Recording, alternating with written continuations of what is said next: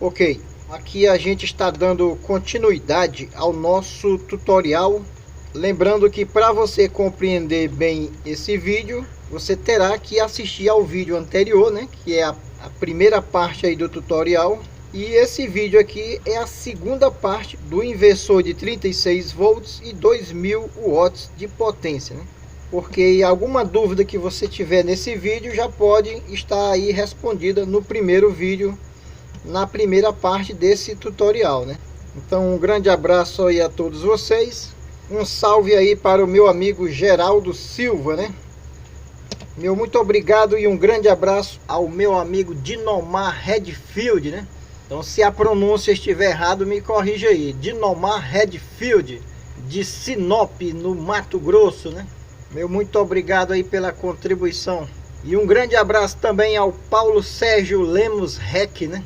Aí da cidade de Santa Rosa, no Rio Grande do Sul, né? Se identificou muito aí com os objetivos aqui do nosso canal, né? Que é conseguir aí alcançar autossuficiência, né? Então você que não leu ainda aí a descrição dos objetivos aqui do nosso canal, então veja aí as descrições onde eu mostro realmente os objetivos aqui do nosso canal, né? Nesse vídeo de hoje a gente ainda não vai mostrar aqui a ponte H, né? Esse modelo novo da ponte H. Então a gente ainda vai mostrar mais alguns detalhes aqui da primeira etapa do conversor DC-DC, porque algumas pessoas ainda têm uma certa dificuldade em acompanhar o projeto. A ponte H vai ficar aí para o nosso próximo vídeo, né? Ok, então aqui, esse aqui é o inversor que eu mostrei no vídeo, né? Então eu vou mostrar aqui os módulos, né? A gente vai tirar aqui os módulos para a gente ver bem de perto, né? Então essa tomada aqui é uma tomada tripolar e ela é de 20 amperes. Eu estou usando aqui o gabinete, esse que a gente usa aí para colocar o relógio da concessionária, né? Ficou muito apropriado para a gente montar esse inversor. Ele tem um espaço bom, né? Então aqui, ó, está parafusado o shunt, que está pelo lado de dentro, né? Então e veja que as placas, né, ficam parafusadas aqui, e como o material é plástico, né, então não tem perigo de contato elétrico, né? Então, cada módulo DC-DC, né, tem um disjuntor de 10 amperes.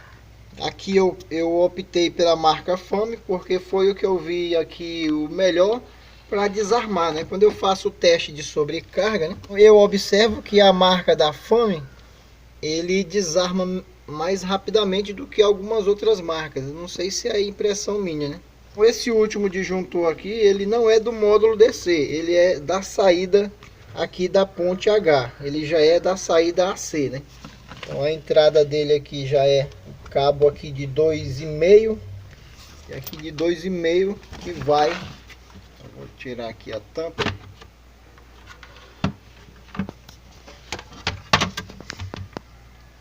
Então aqui na tampa eu coloquei o display digital. Eu vou retirar apenas um módulo DC-DC porque todos eles são iguais. Então às vezes o que muda é aqui a ponte de diodos ultrafast, né? Nesse aqui eu estou usando 4MUR460. Tem esses 4 aí em cima, mas tem os outros 4 na parte de baixo, usando 2 em paralelo.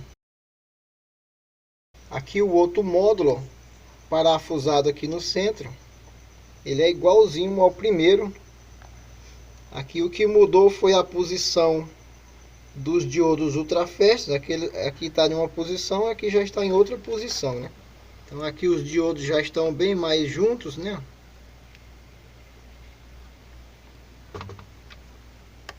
Eu coloquei os dois diodos em paralelo, MUR460, né?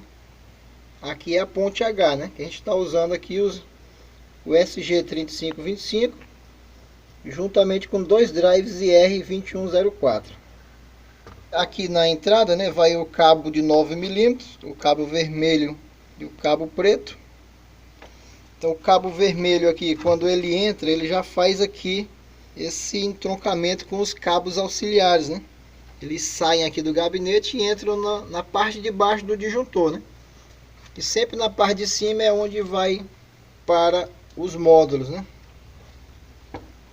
O cabo negativo ele já entra direto aqui no shunt. Aí daqui é que vai para os módulos, né? Os cabos negativos.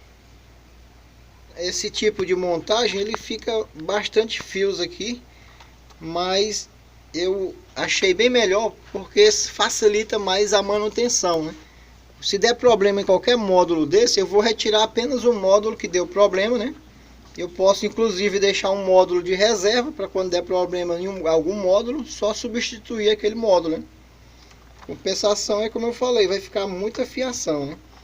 Aqui está chegando todos os módulos DC-DC, eles chegam aqui, ó, nessa barra Sindal. E aqui do outro lado é que vai para a ponte H.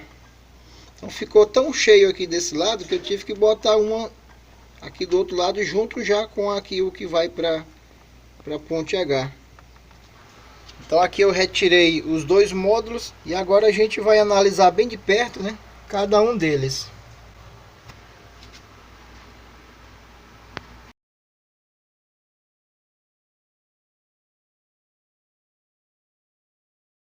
Aqui é o esquema eletrônico que eu já deixei disponível aí no vídeo anterior, né?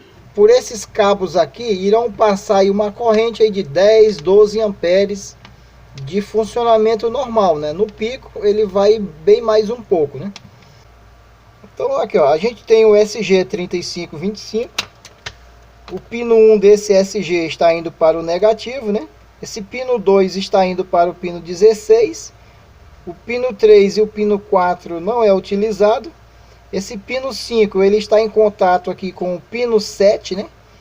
Porque aqui a gente não está usando o tempo morto, né? Então muitas vezes você vê por aí, né, um resistor de 100 ohms ligados aqui do pino 5 para o pino 7, né? E esse resistor é para delimitar aí um tempo morto. No nosso caso aqui a gente não usa. Para se tornar uma questão mais prática, então o pino 5 vai ligado diretamente ao pino 7. E o pino 5 ele tem esse capacitor que vai para o negativo, né? Nesse caso aqui é 2,2 nanofarad.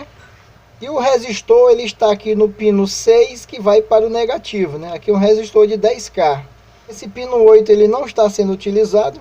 O pino 9 aqui ele tem um capacitor de 100 nanofarad que vai para o negativo, né? Aqui o pino 10 ele é junto com o pino 12, né? E os dois vão para o negativo. Então aqui o pino 11 ele vai direto para esse resistor de 4,7 R, né? Amarelo, violeta, ouro, que vai para o gate do primeiro MOSFET aqui, ó. Aqui o pino 13 ele está junto com o pino 15 e eles vêm aqui para o positivo. Na verdade eles vêm para esse terminal aqui, o catodo desse diodo. Esse diodo aqui é o que a gente retira lá das fontes chaveadas. A função dele aqui é proteger contra a inversão de polaridade. O pino 14 ele está indo para esse outro resistor aqui de 4,7 R que vai para o gate do outro MOSFET, né? Os MOSFETs aqui é o IRFP260N.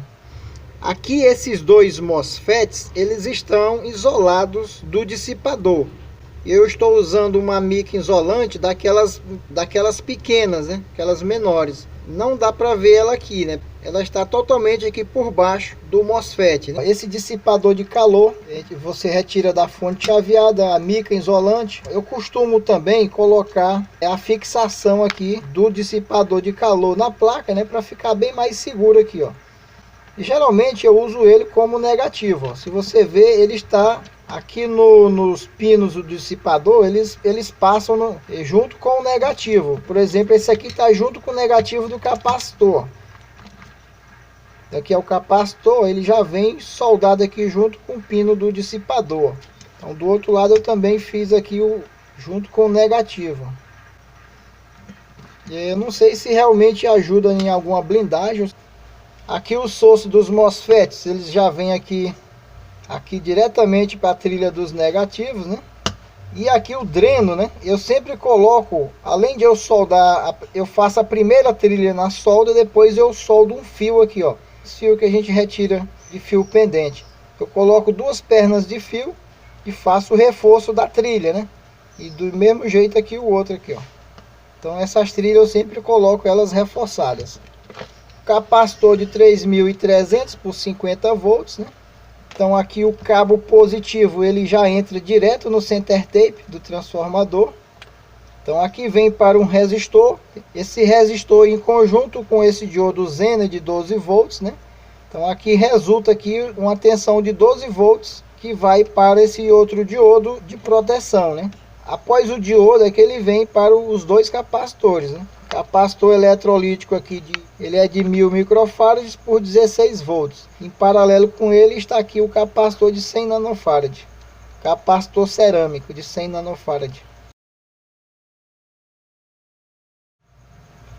Então aqui está aqueles dois pinos do transformador que são soldados entre eles, ó. Então aqui, ó, vai um diodo para cá, né? Esse diodo ultrafast que a gente encontra na fonte chaveada, né? PR1003, PR103, PR104, né? FR104, tanto faz. Eles vêm aqui para um resistor. Aqui eu botei um resistor SMD, esse aqui é de 4,7K. Então às vezes eu uso um resistor de 10K também, né? Ele entra no LED aqui, o negativo do LED vem para cá. Então esse LED aqui é porque ele só vai acender quando esse transformador estiver conduzindo, né? Então esse LED aqui, ó. Então esse LED só vai acender quando o transformador estiver conduzindo. Por isso que eu gosto de fazer isso, que é para ficar melhor essa monitoração do funcionamento. Então após o transformador vem a ponte de diodos, né? Aqui no comércio eu encontro mais esse MUR460. Então aqui se eu tivesse o HER505, bastaria usar os 4, né? Porque o HER505 ele é para 5 amperes, né? Enquanto esse daqui, que é o MUR460, ele é para 4 amperes. Então se eu deixar apenas os 4 na ponte, eu já observei que eles esquentam muito quando está na corrente máxima, né? Por isso que eu reforço aqui, ó, eu deixo 2 em paralelo. Dessa forma aqui eles não esquentam, né? Fica bem seguro. Aqui um dos segredos desse conversor é justamente aqui, ó, no positivo, né, da ponte de diodos ultrafast. O positivo ele passa pelo um NTC, né? Qualquer um desses de fonte chaveada eu coloco aqui. Isso faz com que, né, na hora de um curto-circuito ou de uma sobrecarga lá na ponte H, ele atue aqui como uma carga, né, com uma pequena carga que vai forçar o disjuntor a desarmar, né? Ele é uma espécie aqui de uma proteção importante para proteger aqui o conversor DC-DC, né? Então do positivo para o negativo eu estou usando aqui um resistor de 120K. Então como eu não tinha o de 120K, eu estou usando 2 em série aqui, ó, de 56K. Então eles também são muito importantes para servir aqui como uma carga na saída, né? Então vê que é bem simples esse sistema, né? Eu vou estar deixando também aí as fotos, né? Ok, então se eu fizer um inversor usando 2 desses módulos, né? Eu vou ter aí um inversor para 800 watts, né? Então cada módulo desse adiciona 400 watts para o inversor aí de 36 volts, né? Então aqui a gente está se referindo ao de 36 volts, porque se a gente for comparar com 12 volts e 24 volts, essa potência muda, né? Então esse caso aqui que a gente está falando é para 36 volts. Em 36 volts o transformador ele costuma aquecer muito. Então por isso que eu colo aqui com a cola Super Bond, né? Eu limpo bem as superfícies, eu faço aí uns riscos nas duas superfícies para poder, quando eu colar, ficar mesmo bem seguro, ó. Então essa temperatura eu coloco esse dissipador para aliviar mais aqui a temperatura nesse transformador, né? Então essa disposição aqui de componentes eu consigo montar aí sem precisar colocar nenhum jump aí, e aí fica uma montagem bem mais enxuta, né? Então quando eu vou fazer a minha montagem, primeiramente eu demarco aqui esses pontos na plaquinha, né? Então nessa foto aqui, essa placa aqui era uma placa de 10 por 15, né? Eu cortei ela e fiz uma de 5 por 10. para ficar o mesmo padrão da placa quando a gente compra ela, a plaquinha de 5x10, né? Então aqui tem a posição dos componentes, né? Os dois MOSFETs.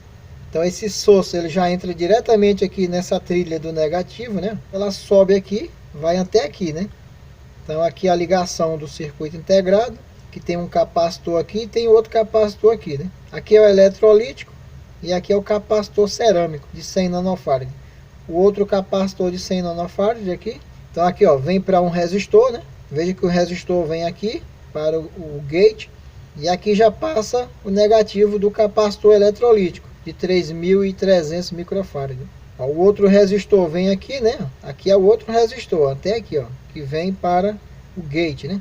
Então aqui eu coloquei o LED, né? Aqui é aquele resistor juntamente com o LED que fica aqui no transformador. Então esses dois pinos aqui estão juntos lá no transformador, esses dois estão juntos lá no transformador e é onde eu ligo o LED de alto brilho junto com o resistor. Aqui os outros pinos do transformador vem um para o dreno e esse outro aqui vem para o outro dreno.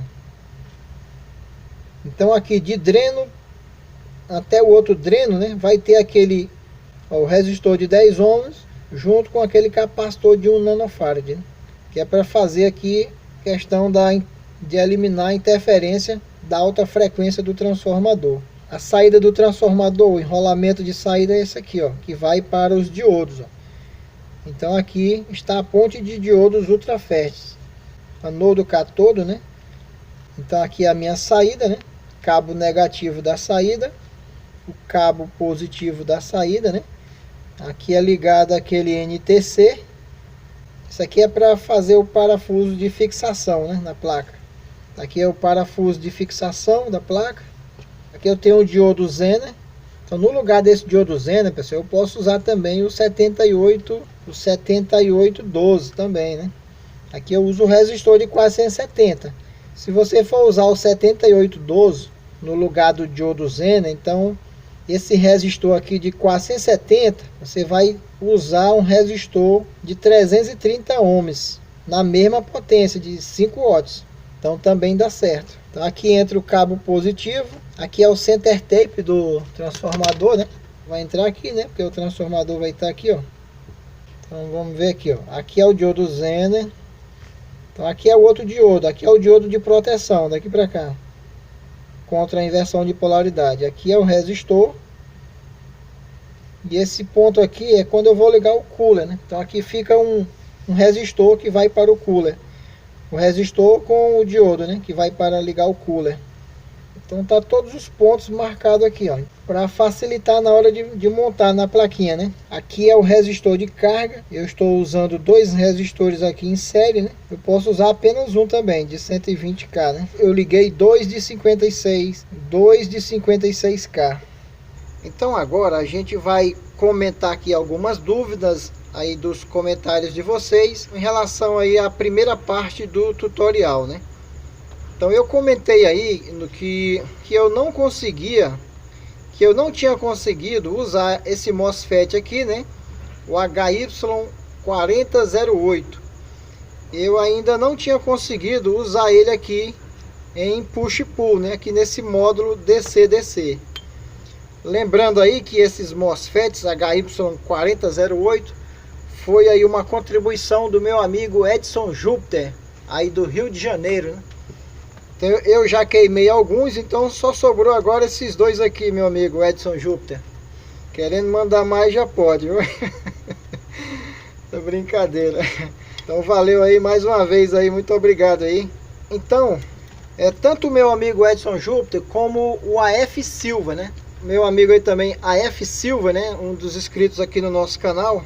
E também o Edson Júpiter me disseram o seguinte, né? Que para usar esse MOSFET, né? O HY4008, eu tenho que colocar um resistor de 10K aqui do gate para o source, né? Do gate até o negativo aqui, né? Então, e assim eu fiz, né?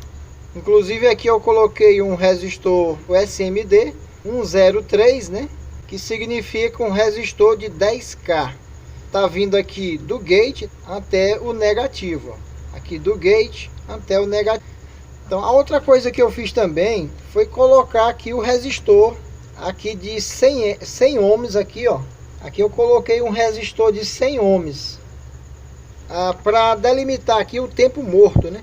Então ele vai dar um atraso na hora de ligar os pulsos para os MOSFETs, né? Então eu terminei fazendo essas duas coisas, né? Além de eu colocar o resistor aqui de 100 ohms para delimitar aqui o tempo morto, eu também coloquei aqui o resistor de 10K, né, do gate até o negativo aqui, né? E dessa forma eu consegui usar normalmente, e não queimou mais, né, usando aqui o 4008. Eu ainda não fiz o teste do curto-circuito para saber se ele vai resistir sem queimar, se ele vai desarmar o disjuntor sem queimar os MOSFETs, né? Porque o 260N, né, eu já testei ele de todas as formas, né? Então o 260N já está bem testado tanto com sobrecarga lá na saída como com curto-circuito na saída, né? Então eu continuo aqui aprovando 100% o 260N, né? Então falta fazer mais testes usando o 4008, né? O certo é que ele já funciona normalmente, né? Eu já coloquei ele no módulo juntamente com os outros módulos e ele funcionou bem na potência máxima, né? Então mais uma vez eu agradeço aí tanto o meu amigo AF Silva, né? E também o meu amigo Edson Júpiter pelas dicas, né?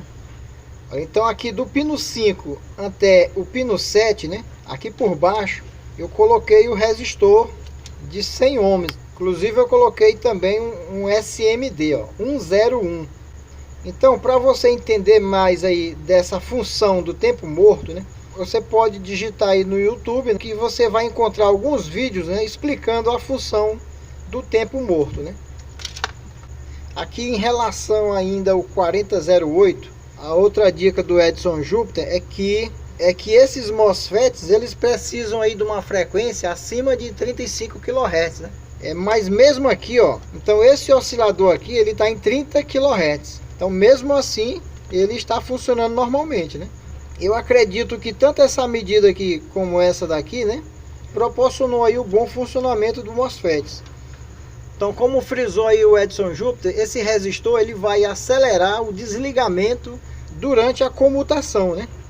Quando aqui, ó, quando o pino 11 tiver no nível lógico baixo, né, 0 volts, o que é que vai acontecer? Ó? Isso aqui é o SG3525. Internamente aqui ele já tem esse drive aqui, né? Quando esse transistor interno estiver conduzindo, né, ele vai aterrar aqui o pino 11, né? Ele vai aterrar o pino 11. O gate aqui ele vai ser aterrado. Então esse resistor, então ele vai acelerar esse desligamento aqui desse MOSFET, né? Ele vai ajudar aqui nesse aterramento aqui do gate, né? E aqui em relação ao tempo morto, né? Quando eu não uso esse resistor, então um MOSFET liga e o outro desliga, né? E aí não tem nenhum intervalo entre essa comutação, né? Vai ter um momento que praticamente eles vão estar ligados ao mesmo tempo. Então o SG3525 tem essa função, né, de você colocar esse resistor e com isso, né, então quando esse MOSFET aqui desligar, então esse outro aqui ele vai aguardar um tempo para poder ligar, né? É por isso que chama de tempo morto, né?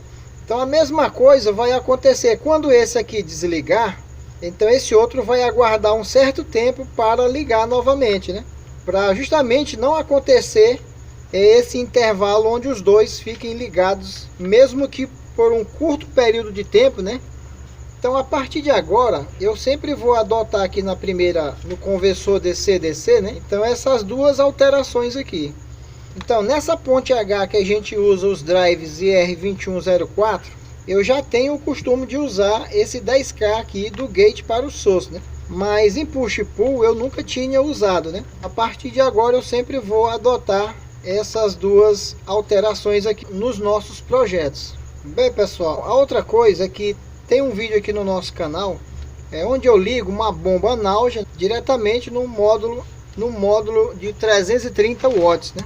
E algumas pessoas pedindo o projeto, né? Então na verdade o projeto já é esse daqui, né? Esse conversor aqui, a entrada dele é de 34 a 42 volts, né? Eu tanto posso usar ele em 3 baterias, como eu posso ligar diretamente no módulo de 330, de 340 watts, desde que a tensão lá na entrada não ultrapasse aqui os 42 volts, né? Então aqui tem a primeira parte, e a ponte H ela já está aí no nosso canal. Esse esquema eletrônico aqui, ele já está aí nos vídeos anteriores, né? Vou deixar novamente também nesse vídeo aqui, né?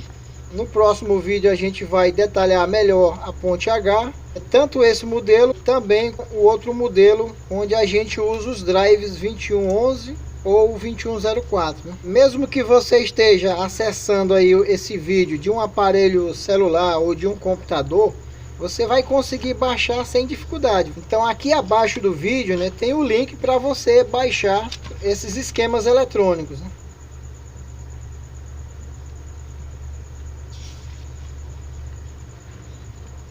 Aqui é o oscilador. Então aqui é a entrada, né? Então vai estar tudo aí disponível aí para download. Outra pergunta, se eu posso usar apenas a primeira etapa, né? Essa etapa DC-DC, né? Então eu somo aqui a potência de cada conversor para usar aqui apenas a tensão, a alta tensão DC, né? Então aqui, pessoal, só é recomendável você usar essa tensão aqui para cargas capacitivas, né? É um computador, uma televisão, uma lâmpada de LED, uma lâmpada fluorescente. Você pode ligar tranquilamente. Então aqui você não vai poder usar cargas indutivas. Os motores de enrolamentos você não vai poder ligar aqui, porque não funciona, né? Alguns tipos de motores vão funcionar, né? Os motores que têm internamente as escovas, né?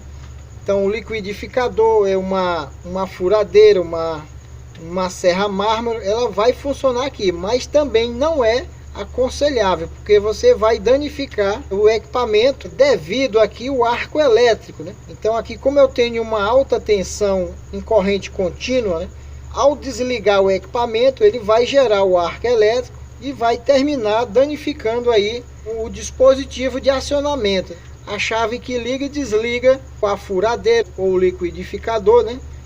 E também não é aconselhável para cargas resistivas, né? Então aqui no máximo você vai poder ligar um ferro de solda de 40, de 60, né? Até 100 watts você pode usar, não tem problema, um ferro de solda para sua bancada. Mas se for uma carga resistiva de maior potência, ele vai dar também o efeito do arco elétrico com maior intensidade. Então é perigoso para provocar, por exemplo, um incêndio, né? Então jamais você deve ligar aqui um forno elétrico, um fogão de resistência, né? É uma panela elétrica, você não pode ligar aqui diretamente na alta tensão contínua, né? Ele vai funcionar, né? Se você ligar um fogão elétrico aqui, o fogão vai funcionar, a resistência vai aquecer, vai cozinhar o alimento. Porém, na hora em que o equipamento for desligar, né, ele vai gerar o arco elétrico e vai queimar, né, vai danificar o termostato do equipamento, né? Então, se você ainda não sabe os perigos, né, do arco elétrico, eu aconselho você aí procurar aqui os vídeos, né, dos nossos amigos aí no YouTube, né? Tem vários vídeos aí mostrando essa questão do arco elétrico, né? Os perigos, inclusive, de ocasionar incêndios, né? Então é muito importante, pessoal, você conhecer os riscos dessas montagens, né? Então aqui a gente está direcionando esses projetos para pessoas da área de eletrônica, pessoas que tenham aí um entendimento do que é perigo da parte elétrica, e da parte eletrônica e da parte elétrica, né? Outra pergunta em relação se eu posso ligar esse conversor em 24 volts, né? Então o que é que mudaria aqui para eu ligar em 24 volts, né? Então aqui o resistor do cooler, né, ficaria apenas o de 150. Então esse aqui sai fora, né? Aqui eu posso baixar para 330 ohms esse resistor aqui, né? Então aqui continuaria tudo igual. Então aqui continuaria tudo igual também. Eu posso permanecer Eu poderia usar um capacitor até 35 volts, aqui ficaria tudo igual. A minha entrada do transformador continua a mesma aqui, né? Só que aqui eu não teria mais os 330 volts, né? Então, usando esse mesmo transformador e eu ligando aqui em 24 volts, aqui a minha tensão DC aqui na saída ficaria aí em torno aí de 150 para 170 volts, né?